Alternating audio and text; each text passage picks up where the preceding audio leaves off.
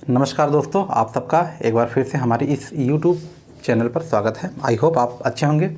आइए आज का हम जो है टॉपिक लेते हैं एटमॉस्फेरिक प्रेशर, वायुमंडलीय दबाव के बारे में, उसकी हम चर्चा करेंगे। तो आप देख रहे होंगे नीचे वो पीछे जो है लिखा गया है वह एटमॉस्फेरिक प्रेशर है। एटमॉस्फेरिक मतलब एटमॉस्फेयर से लिया गया है। एटमॉस्फेयर में मतलब क्या होता है? वायुमंडल। आप समझ रहे होंगे कि वायुमंडल क्या होता है, आप जानते होंगे। वायुमंडल होता है दोस्तों गैसें का वह समूह जो पृथ्वी के गुरुत्वाकर्षण के कारण आबद्ध रूप से जो है बंधा हुआ है ना। ये पृथ्वी है, इसके चारों ओर जो है कुछ विशेष ऊंचाइयों पे वायुमंडल को हम टॉपिक मतलब आगे हम पढ़ेंगे, अध्ययन करेंगे। लेकिन इतना जो है संक्षिप्त जानकारी के लिए हम आपको बता दें कि इसके जो सतह से चाहे सागर हो या चाहे स्थल हो, इसके ऊपर जो है कुछ गैसें हैं या कुछ जो है आप देखेंगे कुछ डस्ट पार्टिकल्स हैं या कुछ जलवाष्प हैं। उन समूह को मिला करके हम कहते हैं उसको वायुमंडल। और वह मंडल घिरा हुआ है जो गुरुत्वाकर्षण के बल से, ठीक है। और वह जो है वायुमंडल जो पाया जाता है उसका कुछ भार होता है जिसको मापा जाता है मिलीबार में, ठीक। और मिलीबार सबसे फेमस, सबसे जो है प्रसिद्ध जो है। बाकी उसको इंच में भी, सेंटीमीटर में भी जो है मापते हैं, ठीक है। तो आइए हम देखते हैं इसके बारे में, एटमॉस्फेरिक प्रेशर के बारे में, ठीक है दोस्तों। सबसे पहले हम आपको बता दें कि जो है एटमॉस्फेरिक प्रेशर दो हम पार्ट में देखेंगे। एक है जो है प्राकृतिक कारणों से, किन कारणों से जो है चेंज आता है, और दूसरा का क्या है कि मानव निर्मित, क्योंकि मानव है पृथ्वी के ऊपर, तो मानव भी ऐसी कुछ क्रियाएं करेगा जिसके कारण जो है कंपोजिशन में, या जिसके कारण जो है एटमॉस्फेरिक कंपोजिशन में, और इसके जो है कारण ही जो है ये जो प्रेशर होता है इसमें चेंज आता है। आइए एक एक करके हम देखेंगे। सबसे पहले देखेंगे टेम्परेचर। टेम्परेचर आप देखेंगे कि यहाँ पे ध्यान देंगे कि लगभग साल भर पूरे वर्ष जो है कर्क और मकर के बीच में लंबवत किरणें होता है। यहाँ के टेम्परेचर अधिक होता है, इस वजह से यहाँ का प्रेशर कम होगा। टेम्परेचर कम, प्रेशर कम, ठीक। टेम्परेचर कम नहीं होगा, टेम्परेचर अधिक होगा, ठीक है। टेम्परेचर यहाँ अधिक हो गई क्योंकि वर्ष भर तो इंसुलेशन पड़ता है, तो यहाँ पे टेम्परेचर अधिक होने के कारण यहाँ पे वायुमंडलीय दबाव या प्रेशर कम होता है। वहीं यहाँ पे देखें, अगर हम यहाँ पे जाते हैं करके तो पोल पे जाते हैं, चाहे साउथ का हो चाहे नॉर्थ का हो, यहाँ पे टेम्परेचर जो है बहुत कम होता है। इस वजह से जो है प्रेशर बहुत हाई हो जाता है। यहाँ प्रेशर अधिक होगा, दाब अधिक होगा और तापमान कम होगा। यहाँ तापमान अधिक होगा और दाब जो है कम होगा। देख रहे हैं ना, इन्वर्स रिलेशन है ना, व्युत्क्रमानुपाती है ना, उल्टा संबंध है। कहने का मतलब तापमान और दाब का जो है संबंध उल्टा होता है। लेकिन आप ध्यान देंगे कि ये पर्वत हमने बनाया है और पर्वत के ठीक ये है समुद्र, और समुद्र ये सी लेवल है, ठीक है, ये सी लेवल है। अब जैसे जैसे हम ऊपर बढ़ेंगे तो हमने आपको पहले वाले वीडियो में बताया है कि इंसुलेशन तो पड़ेगी, लेकिन यहाँ जो है टेम्परेचर जो है जैसे जैसे ऊपर जाएंगे एक निश्चित दर से जो है तापमान में कमी आती है। और तापमान में कमी किस दर से आती है ये हमने आपको बताया है कि 6.5 सेंटीग्रेड प्रति किलोमीटर पे, ठीक, ये कम होता है।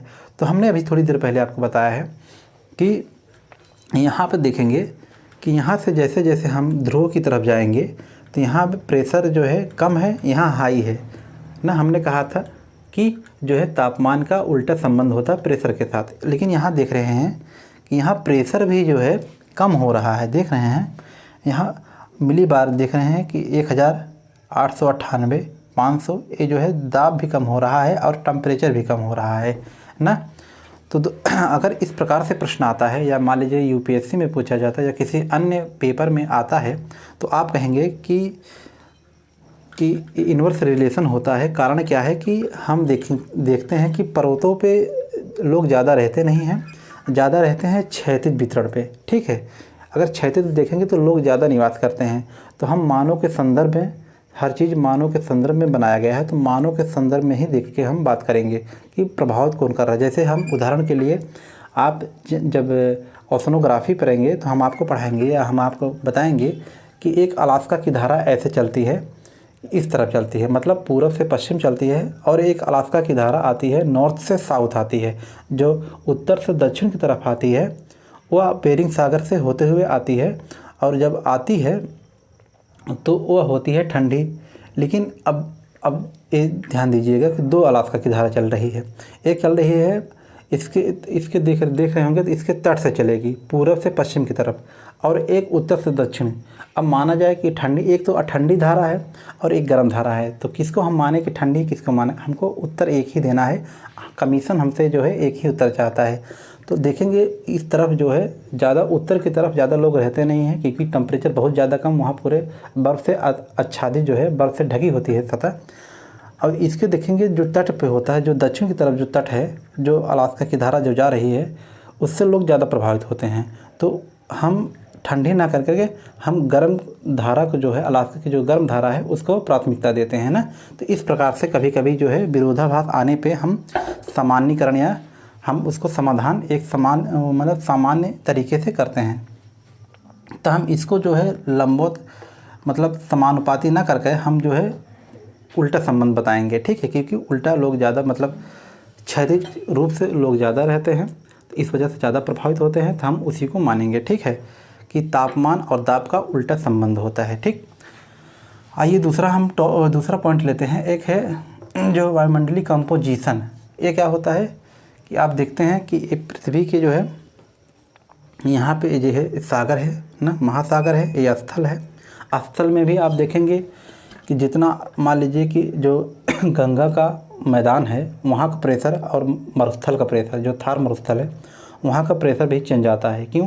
क्योंकि वहाँ का जो है, अब थार मरुस्थल देखेंगे तो गर्मी बहुत ज़्यादा हॉट हो जाता है, और ऊपर की जो है हॉट होने के कारण वहाँ की जो है गैसें जलवाष्प बहुत कम पाया जाता है। वहीं अगर सागर पे देखें तो सागर पूरा जलराशि है, तो जल का वाष्पीकरण ज़्यादा होता है, तो इसके ऊपर जो है जलवाष्प की मात्रा अधिक होती है, जिसके कारण यहाँ का जो है भार ज़्यादा होता है। ठीक, यह है जो है एटमॉस्फेरिक कंपोजिशन की बात, मतलब जहाँ इन सभी का जो है पार्टिकल्स जहाँ ज़्यादा रहेगा वहाँ दबाव ज़्यादा होगा, प्रेशर ज़्यादा होगा, और जहाँ कम रहेगा तो वहाँ जो है वायुमंडलीय दबाव कम होगा। आइए अब अगला देखते हैं। अगला जो है दोस्तों हाइट की बात है। अब हाइट की बात करें तो मान लीजिए सी लेवल है, आप कहीं बाहर गए हैं दोस्तों के साथ ना, पिकनिक में गए हैं, तो सी लेवल के किनारे ही होता है बीच। बीच हम आगे बताएंगे, जब हम समुद्र विज्ञान पढ़ेंगे तो वहाँ बीच की चर्चा हम करेंगे। तो बीच लोग घूमते हैं, तो यहाँ पे आप बिल्कुल सागर के तट पे आप इंजॉय कर रहे हैं, देख रहे हैं इसका कॉलम जो है, इसका कॉलम अधिक लंबा है। ठीक है, तो इसका प्रेशर, सबसे ज़्यादा प्रेशर जो सागर के जो तट से लगा हुआ क्षेत्र होता है वहाँ पड़ेगा, और जैसे जैसे पर्वतों की ओर ऊपर बढ़ेंगे वैसे वैसे प्रेशर कम होता जाएगा। ठीक, इधर आप देखेंगे यहाँ पे देख रहे होंगे कि 1013 मिलीबार है। तो हमारा कहने का मतलब है कि 1 मिलीबार लगभग होता है 1 ग्राम का। जैसे मान लीजिए कि अगर हम ये 4 सेंटीमीटर है और 6 सेंटीमीटर है, तो 4 × 6 24 वर्ग सेंटीमीटर हमारा हुआ। तो कहने का मतलब है कि अगर हम पूरा एटमॉस्फेरिक की बात करें तो 24 किलो बराबर हमारे ऊपर जो है भार पड़ता है। लेकिन हम इसके भी अभ्यस्त हो गए हैं, हमको पता नहीं चलता है। क्यों? क्योंकि जैसे ही जो है अगर इसका प्रेशर कम होता है तो हम देखेंगे इसका इफ़ेक्ट क्या क्या प्रॉब्लम्स में होती है। ठीक है, तो हाइट देखते हैं। हाइट में आप देख रहे होंगे कि सी लेवल पे है सबसे ज़्यादा प्रेशर 1013, या यूँ कहें मतलब सामान्य मतलब अराउंड फिगर में लें तो 1000 ग्राम है ना। अब जैसे ही 1000 मीटर की ऊंचाई पे 1 किलोमीटर ऊपर जाते हैं तो 998 मिलीबार देखने को मिलता है। 5 किलोमीटर देखेंगे 540 मिलीबार। जैसे जैसे ऊपर बढ़ रहे हैं तापमान में भी कमी आ रही है, और तापमान में कमी आने के कारण साथ साथ जो है यहाँ प्रेशर में भी कमी आ रही है। ठीक, ये रहा है हाइट के मतलब ऊंचाई के संदर्भ में। अब एक विंड होता है, विंड ग्लोबल भी होता है और जो है लोकल भी होता है। और देख रहे होंगे कि साइक्लोन है, एंटी साइक्लोन है, और कुछ तूफान उठते हैं। इनके कारण भी वहाँ के जो डस्ट पार्टिकल होते हैं वो अपने स्थान से काइनेटिक एनर्जी में परिवर्तन हो गए, वह आगे बढ़ जाते हैं ना, विस्थापित हो जाते हैं। इनके कारण भी दोस्तों जो होता है वह जो है इसमें जो है एटमॉस्फेरिक या वायुमंडलीय दबाव में परिवर्तन लाते हैं। तो ये रहा प्राकृतिक कारण। अब आइए देख लेते हैं मानव मेड कारण। मानव भी पृथ्वी पे निवास करता है, तो वह बैठेगा नहीं, कुछ ऐसी क्रियाएं करेगा जिसमें जो है वायुमंडलीय दबाव में कुछ चेंजेस करता है। आइए देखते हैं क्या क्या। सबसे पहले होता है ग्लोबल वार्मिंग। आप जानते हैं मानव के द्वारा या हम सबके द्वारा ऐसी कुछ एक्टिविटी किया जा रहा है जिसके कारण तापमान बढ़ रहे हैं। जैसे इंडस्ट्रियल एरिया में देख रहे होंगे कुछ ऐसे गैसें जो है उत्सर्जित हो रहा है, जिसके कारण जो है टेम्परेचर बढ़ रहा है। परिवहन हो रहा है, उसके कारण भी हो रहा है। ब्लास्ट किया जा रहा है, पत्थरों को तोड़ा जा रहा है, या ऐसे विभिन्न जो एक्टिविटी हो रही है जिसके कारण जो है तापमान बढ़ रहा है। तो इसके जब तापमान बढ़ेगा तो इसके जो है जलवाष्प गैस जो धूलकण होते हैं वो भी ऊपर आएंगे। तो वहाँ पे जब इसमें परिवर्तन आएगा तो वहाँ के वायुमंडल पे जो वायुमंडलीय दबाव हो उसमें परिवर्तन आएगा। ठीक है, अगर कम होगा तो इसका वायुमंडलीय दबाव बढ़ जाएगा, अगर ज़्यादा होगा तो वायुमंडलीय दबाव कम हो जाएगा। फिर आते हैं जो CO2 इंक्रीज। CO2 हम अपने वायुमंडल में कुछ ऐसी क्रियाएं कर रहे हैं जो हमारे वायुमंडल में जो है CO2 बढ़ रहा है। जैसे हम पेड़ को काट दे रहे हैं, क्यों? क्योंकि CO2 को अवशोषित करता है, लेकिन हम अगर काट देंगे तो इसकी संख्या जो है बढ़ जाएगी। फिर जो है ट्रांसपोर्ट है ना, कुछ जो है उद्योग ऐसे हैं कि जैसे विभिन्न प्रकार के गैस उत्सर्जित कर रहा है, निकाल रहा है ना। तो इसके कारण में भी दोस्तों जो है अगर हम CO2 को बढ़ा रहे हैं, इसका मतलब है कि वहाँ का एटमॉस्फेरिक प्रेशर जो है ज़्यादा हो जाएगा ना, क्योंकि CO2 भारी गैस होती है। आइए अगला देखते हैं डस्ट। और डस्ट क्या है? कुछ ऐसे क्रियाएँ कर रहे हैं हम कि जो है डस्ट पार्टिकल भी जो है बढ़ रहा है। कैसे बढ़ रहा है? पहाड़ों को तोड़ा जाता है ब्लास्ट के द्वारा, जिससे बहुत मात्रा में धूल उड़ती हैं। ठीक है, फिर इसके बाद विभिन्न जो है परीक्षण होते हैं। अब तो कंप्यूटर बेस होते थे, पहले तो मान लीजिए जैसे परमाणु परीक्षण होते थे, उससे भी जो है बहुत से पार्टिकल्स निकलते हैं। फिर फसलों के दौरान आप देखेंगे कटाई मड़ाई के कारण जो है थ्रेशरिंग के कारण जो होता है उससे भी धूल उड़ते हैं। गर्मियों में अधिक उड़ते हैं। परिवहन चल रहा है ना, उसके कारण जो है धूल जो है ऊपर जाता है। अब कुछ नहीं होता है तो दो बैल आपस में लड़ रहे हैं ना, पैर से अपने क्या है धूल उड़ा रहे हैं। तो अब मानव जब इतना एक्टिविटी कर रहा है तो जानवर भी कुछ न कुछ करते हैं। चाहे बैल के द्वारा दो कुत्ते भी आपस में लड़ाई कर रहे हैं, उसके द्वारा जो है धूल उड़ रहा है। मतलब धूल किसी न किसी कारण जब उड़ेगा, जब वायुमंडल में हमारे पहुँचेगा तो इसके कारण भी जो है वायुमंडल क्या है इसका जो है चेंज करेगा, चाहे बढ़ाएगा चाहे घटाएगा। अगर वायुमंडल जो है डस्ट इंक्रीज होगा तो भारी होगा, तो वायुमंडल जब भारी होगा तो वायुमंडलीय दबाव भी अधिक होगा। अब आइए एक अगला क्या है कि जलवाष्प को जब बढ़ जाता है हमारे वायुमंडल में ना, वेपर इंक्रीज। ये कैसे होता है? आप जानते हैं कि कहीं कहीं नहरों के माध्यम से द्वारा हम सब क्या करते हैं, सिंचाई की व्यवस्था करते हैं, तो नहर निकालना पड़ता है। तो जब नया नहर का निर्माण करेंगे तो वहाँ से भी जो है जलवाष्प पे ऊपर जाएगा, महासागरों से जा ही रहा है। हम डैम का निर्माण करते हैं, हम बांध का निर्माण करते हैं। ठीक है, जो है विद्युत के उत्पादन में, या हम जो है सिंचाई के पर्पज़ से, या कुछ भी कैसे भी जो है कुछ भी पर्पज़ हो, लेकिन हम इन सभी चीज़ों का निर्माण करते हैं। हम झीलों का निर्माण करते हैं ना, तो नहर के माध्यम से, झील के माध्यम से, या हम यूँ कहें डैम के माध्यम से, ओशन के माध्यम से अगर हमारे वायुमंडल में जलवाष्प की मात्रा बढ़ रही है तो इसका मतलब है कि वायुमंडलीय जो प्रेशर होता है उसमें भी वृद्धि हमें देखने को मिलता है।